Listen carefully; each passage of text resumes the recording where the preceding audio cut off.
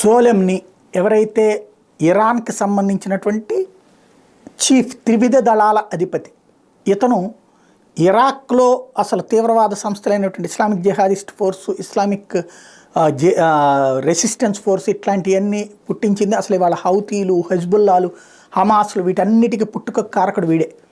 వీడు ఇరాన్కి సంబంధించినటువంటి త్రివిధ దళాల అధిపతి, సైనికాధికారి.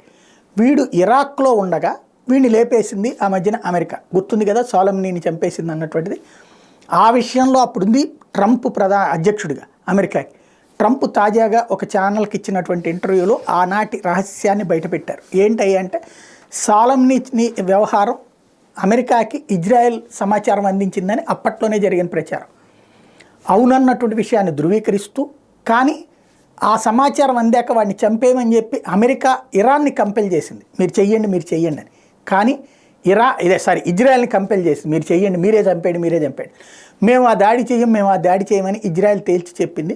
2 రోజుల పాటు వెయిట్ చేసి చివరికి అమెరికానే ఆ దాడికి పాల్పడింది, అమెరికానే వాడిని చంపేసింది. అంటే ఇజ్రాయెల్ కావాలని ఈ ఉగ్రవాద సంస్థలతో గొడవలు పెట్టుకోవట్లేదు, ఓన్లీ వాళ్ళ మీదకి వచ్చినప్పుడే డిఫెన్స్ కోసం మాత్రమే చేస్తుంది అన్నటువంటి నిజం ట్రంప్ మాటల ద్వారా బయటపడింది.